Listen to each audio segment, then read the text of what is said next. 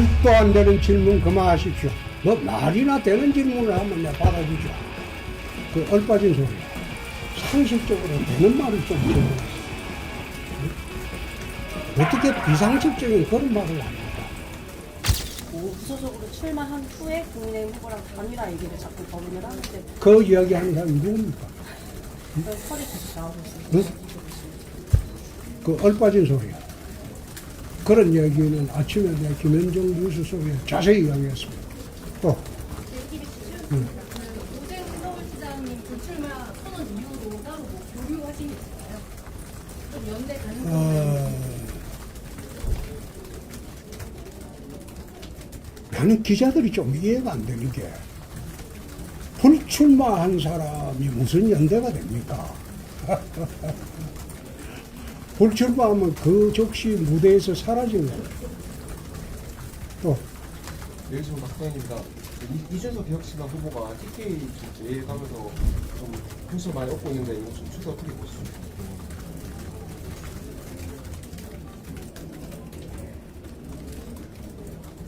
나쁘지 않습니다. 또 TV조선 전문자입니다.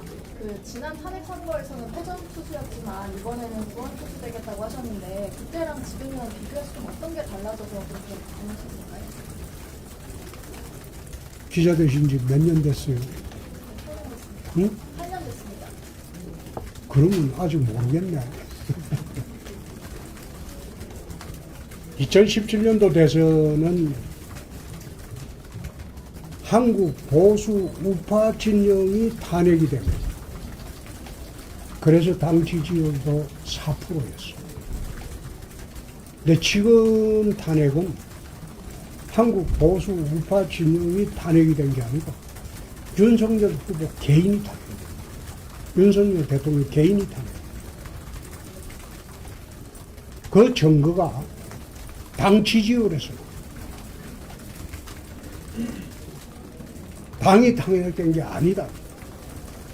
그래서 한국 보수 우파 진영이 그때는 다 흩어져 가지고 소멸돼 버렸고 지금은 굳건하게 뭉치고 있다는 겁니다. 지금 민주당하고 우리 당의 지지율이 아마 엇비슷하게 나오는 게 많을걸요. 한국 보수 우파 진영이나 우리 당이 탄핵이 되었다고 생각하면 국민들이 그런 지지가 나오겠습니까? 2017년도하고는 판이하게 다른 대선 양상입니다. 다시 한번 공부해 보시죠. 또. 아까 한덕수 총리 관련해서 얘기 나왔었는데 오늘 한덕수 총리가 그 관세와 관련해서 이제 마지막 소명이다. 관세 협상의 재개별은 마지막 소명이다라는 발언을 했는데 이거에 대해서는 어떤 식으로 해석하고 계십니까? 한덕수 대행은 제가 잘 압니다. 그런 경거망동하고 본분에 어긋나는 그런 행동하실 분이 아닙니다. 당내에서 철부지처럼 설치는 일부 사람들이 문제지.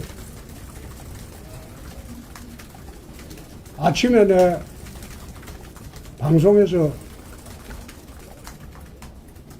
한 총리가 들어오나 안 들어오나 거기에 대해서 내가 일체 말을 한 일이 없어요. 언급을 한 일이 없어요. 왜 안 했을까요? 비상식이기 때문에. 상식이 어긋나기 때문에. 대선을 공정 관리해야 할 직무대행입니다. 그런 분이 본인이 대선 나온다? 그럼 비상식입니다. 두 번째, 윤석열 정부가 탄핵이 됐어요. 거기에 총리로서 제일 첫째 책임자입니다.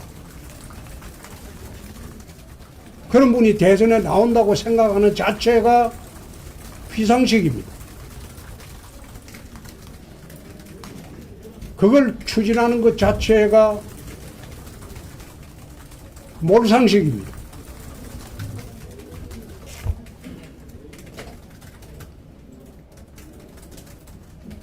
또. 한국일보 윤한씨 기자입니다. 제가 며칠 전에 대구에 가서 이제 대구 시민들의 민심을 좀 들어봤는데 홍 시장님의 인기도 당연히 있으셨지만 일부 시민들께서는 좀 좀 새로운 얼굴을 뭐 그러니까 기존 정치인이 아닌 좀 새롭게 등장하는 분들을 더 뽑고 싶다 이런 의견도 있었는데 그런 새로운 얼굴을 희망하는 분들에게는 좀 어떤 식으로 어필하실 계획이신지 좀 새로운 얼굴 뽑아가지고 지금 2년, 3년 동안 망했지 않습니까? 그렇죠? 정치 초년생 새로운 얼굴을 뽑아가지고 3년 동안 망했지 않습니까? 정치 내공이나 경륜이 하루아침에 생기는 겁니까? 책에서 나오는 것도 아니에요. 경험과 연륜에서 나오는 겁니다.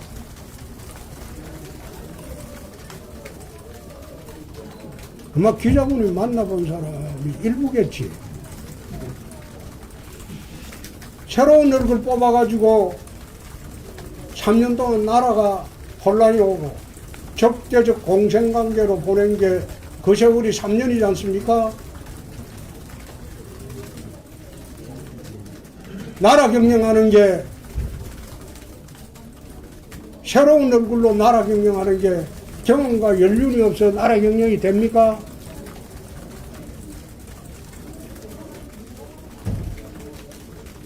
그래 맡겨보고 3년 동안 고생했으면 됐지 그런 이야기 하는 사람도 난 좀 꼴빠진 사람이다. 또 아시아투데이 박영훈 기자입니다. 그러면 향후에 이제 당 최종 후보 1인에 이렇게 되신다면은 그때는 당내에서 엇박자 내는 분들 다 함께 결집을 하거나 손을 잡아서 대선을 이끌어갈 생각인지 여쭙고 싶습니다. 그럼 손 놓고 갈까요? 오늘 아침에 그런 이야기를 했습니다.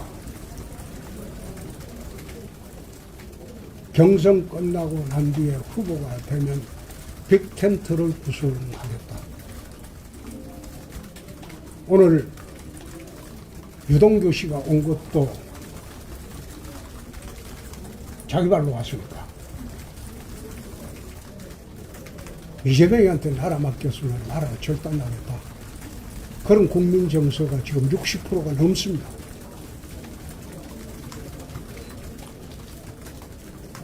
절대적 비토계층이 60% 넘는 사람은 절대 대통령이 되지 않습니다.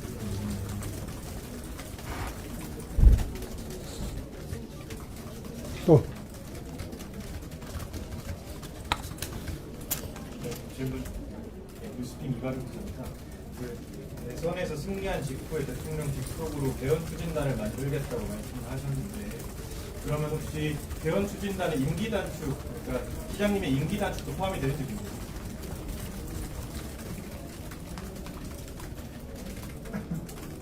오 5년 대통령을 하려고 출마하지 3년짜리 하려고 출마하는 그런 바보가 어디 있습니까? 오죽 국민을 설득할 자신이 없으면 내 임기 단축하겠다 그런 자여행위까지 하면서 그런 자신감 없이 어떻게 대통령 나오겠다는 겁니까? 또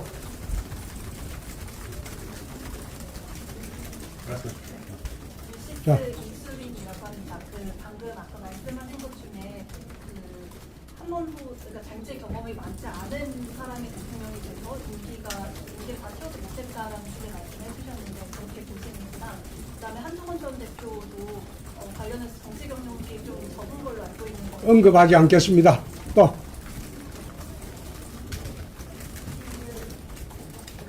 경향신문 민서입니다. 경선에서 승리하셔서 후보가 되신 후에 만약에 한국수 총리 쪽에서 뭐 단일화 제안 같은 건 전혀 응하시나요? 말도 안 되는 질문 그만하십시오. 뭐 말이나 되는 질문을 하면 내가 받아주죠.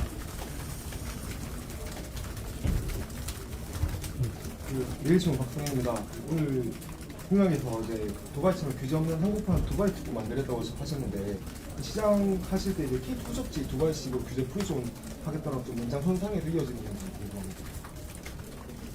대구에서 한 정책을 전국적으로 확대하겠다.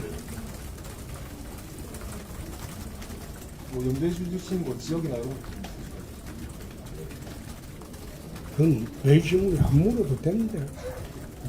또 대표님, 그 유승민 전 의원의 그 무소속 출마 가능성이 나오고 있는데요. 이거에 대해서 좀 어떻게 평가하시는지. 판을 깨려고 아예 작정을 하세요. 상식적으로 되는 말을 좀 질문하세요. 어떻게 비상식적인 그런 말을 합니까? 당내에 와서 경선에 출마 안 하는 사람이 탈당해서 무소속 출마한다고 대통령이 되겠습니까? 어떻게 그런 몰상식한 질문을 하세요? 질문도 학교 좀 해주시면 내가 답변을 하지.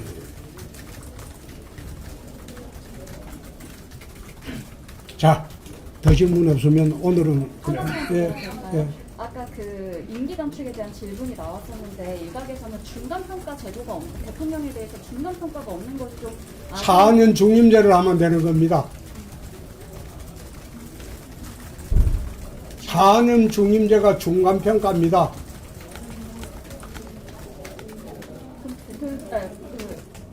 시장님께서는 5년 하지만 그 이후에는 4년 중임제로 가는 거를 그 개헌이죠.